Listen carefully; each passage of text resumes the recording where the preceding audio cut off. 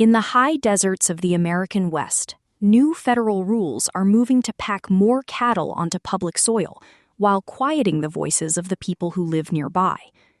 Writing earlier this month, Roberto Guerra looks at a shift that treats the land less like a community space and more like a factory floor. But look back to ancient Crete, and a different picture of herding emerges. In a piece from yesterday, Flint Dibble examines a goat's tooth to show that feeding a city was never just about local fences. There's a real puzzle here.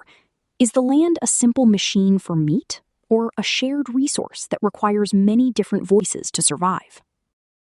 Writing for ProPublica earlier this month, Roberto Guerra follows a federal plan to rewrite the rules for 155 million acres of public land, an area twice the size of New Mexico. The shift aims to increase cattle numbers while cutting out the public's right to complain. Notice how Guerra points to the way these new regulations would strip away the specific steps where ordinary people currently get to see and comment on grazing permits. ProPublica is a nonprofit newsroom that investigates abuses of power. Sign up for Dispatches, a newsletter that spotlights wrongdoing around the country, to receive our stories in your inbox every week. The federal government is rewriting its rules governing ranching on public lands to increase the number of cattle, sheep, and other livestock grazing on 155 million acres in the West, an area twice the size of New Mexico. Public lands grazing is overseen by a nearly century-old system that heavily subsidizes some of the wealthiest Americans while doing little to address its harms to the environment, ProPublica and High Country News found last year. Even though rangeland management experts say overgrazing has degraded public lands, the new rules being drafted by the U.S. Department of the Interior's Bureau of Land Management's first overhaul since 1995 would instead expand the practice. The proposed rules would also ratchet back public participation in the agency's decisions to allow grazing on federal public lands. The BLM's proposed updates would strictly limit who has a say and when they can object, eliminating many steps where the public has been able to observe and comment on decisions to issue or renew permits. They're clearly trying to reduce involvement of anyone other than ranchers, said one BLM employee who works on rangeland management.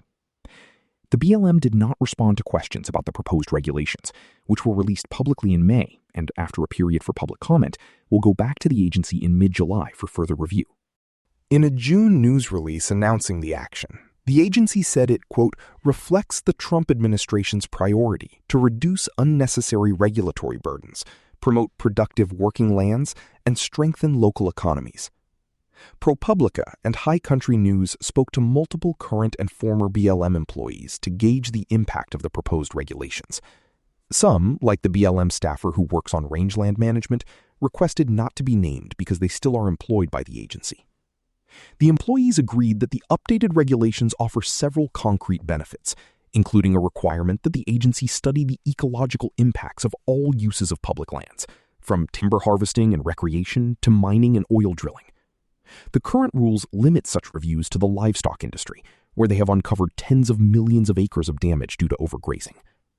The regulations would also allow the BLM to handle low-level violations of grazing regulations more informally, avoiding potentially unnecessary fights between ranchers and regulators, clean up sections of the code that may be at odds with recent court decisions and laws, and offer the agency and ranchers more flexibility in how they manage the range, allowing for quicker decision-making, responding to a local ecosystem's needs.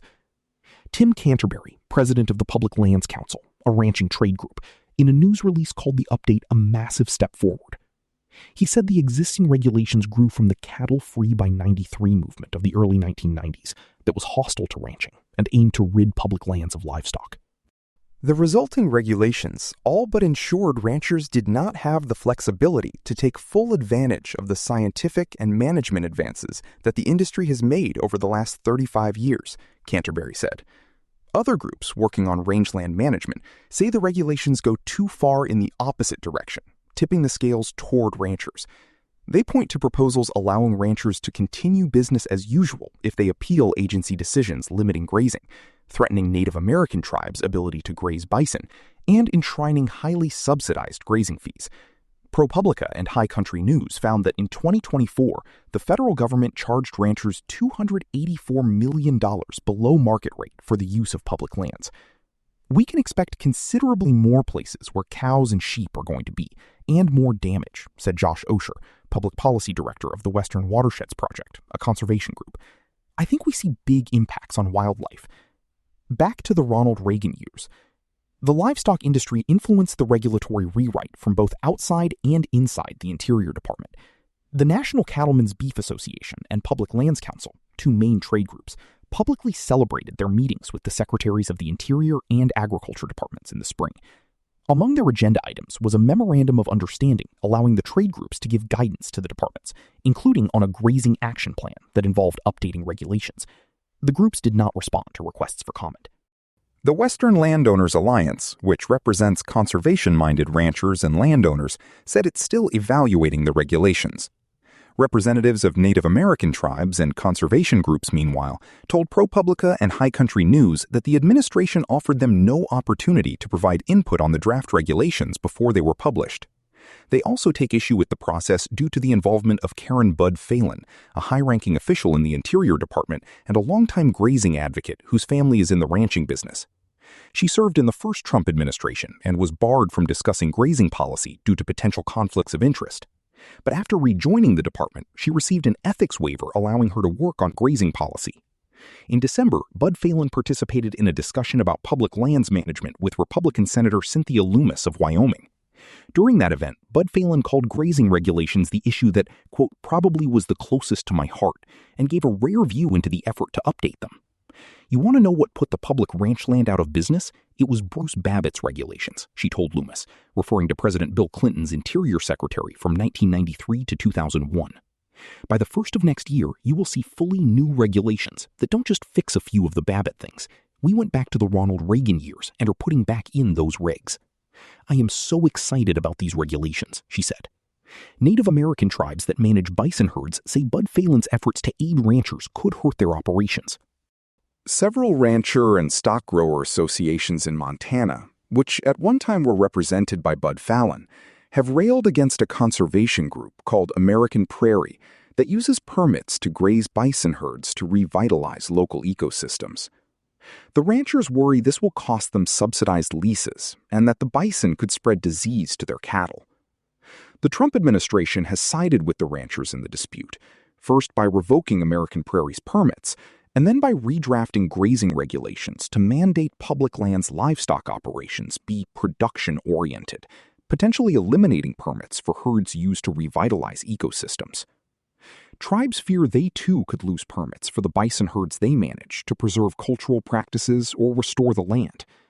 We're really concerned about this, said O.J. Seaman Sr., a member of the Rosebud Sioux tribe and executive director of the Coalition of Large Tribes, which represents more than 15 tribes. I'm just kind of confused about how badly it was written. Less public input, more public lands grazing.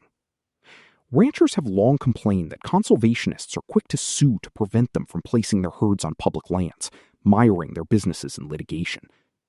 The BLM's updates would reduce Green Group's ability to challenge decisions. The agency proposes changing the definition of interested public, meaning those who have a say in rangeland management.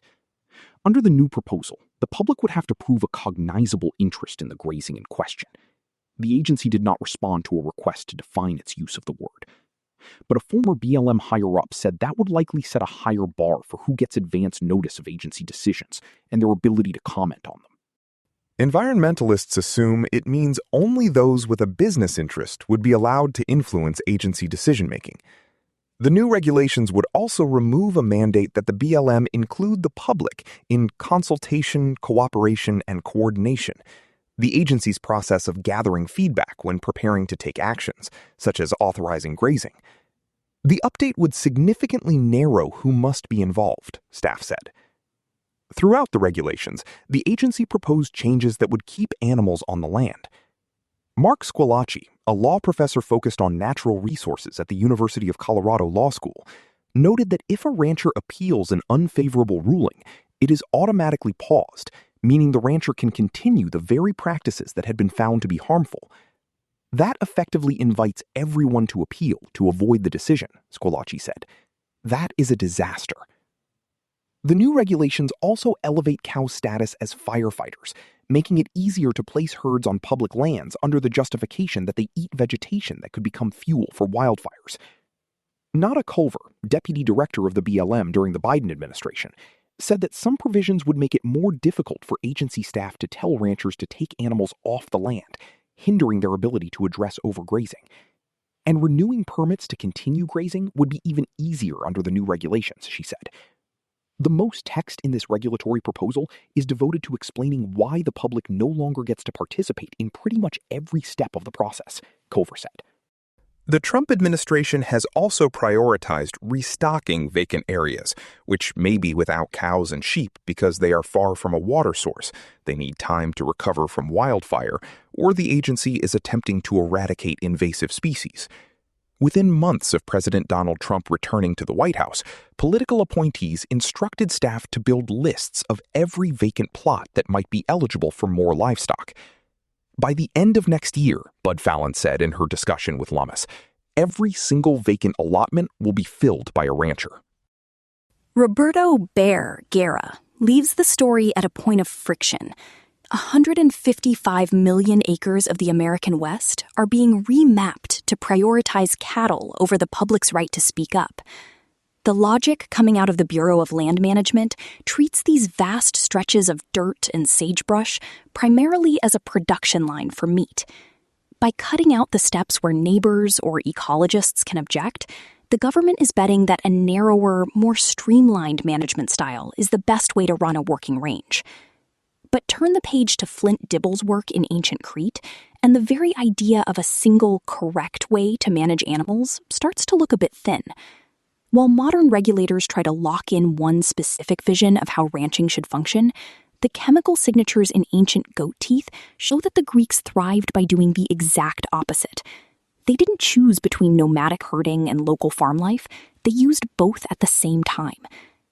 Read alongside Guerra, Dibble's findings suggest that the variety modern officials are trying to regulate away might be the very thing that kept society stable for centuries. The interesting thing is that a piece of land rarely has just one job. The friction isn't just about who gets to use the grass, but whether a place is healthier when it's treated as a simple factory or a multi-layered resource. The agricultural economy was the backbone of wealth in ancient Greece.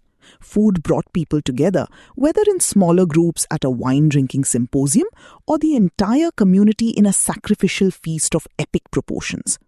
In the Odyssey, the ancient Greek epic poem, Odysseus' son joins one of these early feasts, a community barbecue of 100 cattle. Researchers have long recognized the economic, political, and social importance of food in ancient Greece. But one key question has never been fully settled. How were animals actually raised within this system? For nearly a century, academics have been locked in a debate over the organization of ancient Greek animal husbandry. At one extreme is the idea of large, semi-nomadic herds moving seasonally across the landscape in search of pasture. At the other is a more intimate picture, smaller herds integrated into everyday farm life, feeding on local fields and crop byproducts. In other words, were animals part of a mobile pastoral system or woven tightly into mixed crop and livestock farms? Along with an interdisciplinary team of archaeologists and scientists, I have analyzed one of the largest assemblages of animal remains in the ancient Greek world from the site of Azoria on Crete to address this debate. We published our findings in a recent article. When early historians first addressed the question of how animals were reared and plants cultivated in ancient Greece, large herds of sheep and goats managed by semi-nomadic groups were a common sight in the modern Greek landscape. These herds moved from summer uplands to winter lowlands, searching for seasonal pastures. American geographer Ellen Churchill Semple's book, The Geography of the Mediterranean Region, Its Relation to Ancient History, was the first to suggest this seasonal husbandry also existed in ancient Greece. However, another school of thought has suggested a different model for the economy. Based on interviews with elderly shepherds and farmers, archaeologist Paul Halstead has suggested in several articles and in his 2014 book, 2 Oxen Ahead, Pre-Mechanized Farming in the Mediterranean, that animals were mostly reared in smaller herds attached to farmsteads. They largely grazed on fallow fields or nearby rough pasture, he argued, or consumed fodder crops grown for them. In this model, plants and animals were integrated. Over the decades, academics have lined up on either side of this debate. But until recently, it was impossible to directly assess the diet and mobility of ancient Greek animals and settle this debate. Science meets history. The application of stable isotope analysis, a technique that measures forms of the same chemical element, called isotopes, which have slightly different weights, has given researchers their first opportunity to test these competing ideas using the remains of animals from ancient Greek sites. By measuring the mix of isotopes preserved in ancient bones and teeth, scientists can work out what an animal or person ate and drank, and even gain clues about where it lived.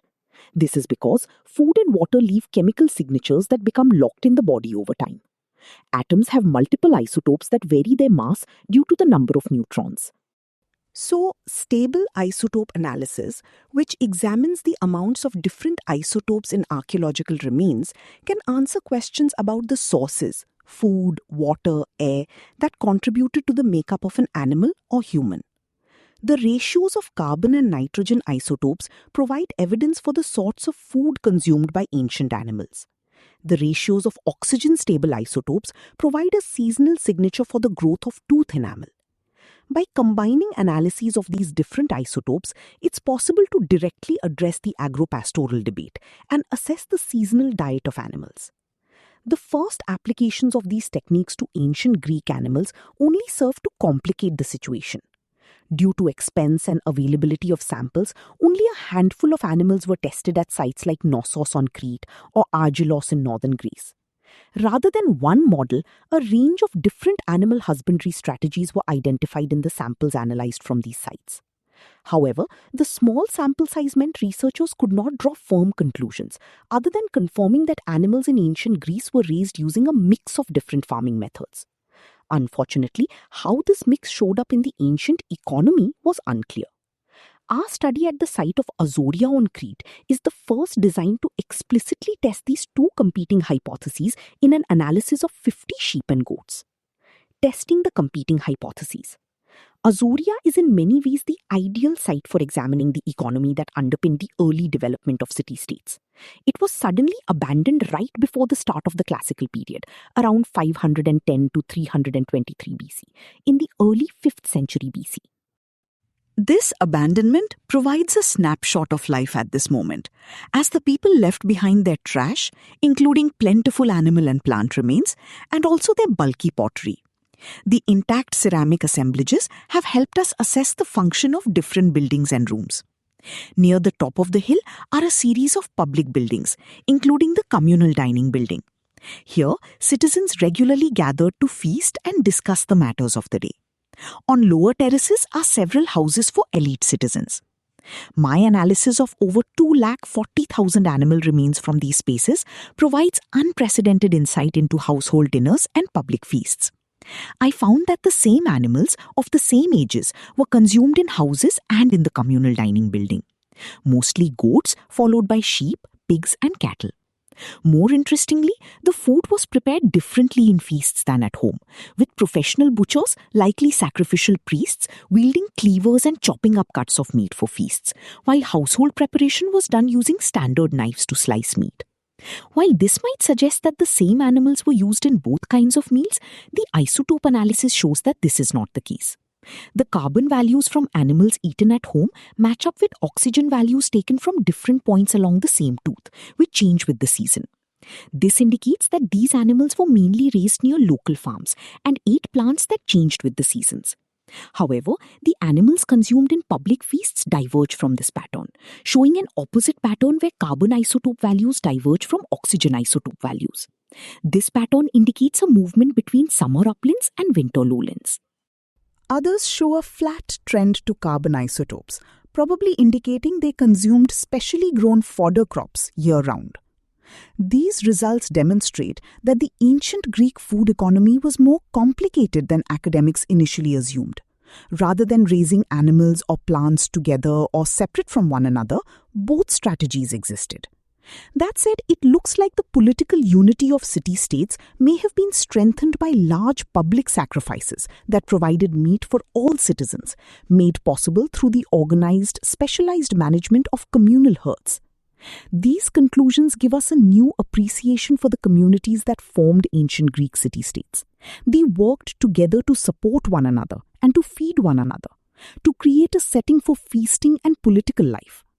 After all, you are defined by more than just what you eat, but also who you eat with, and of course, what your food ate. Flint Dibble is Marie Sklodowska-Curie Research Fellow, School of History, Archaeology and Religion, Cardiff University. This article was first published on The Conversation.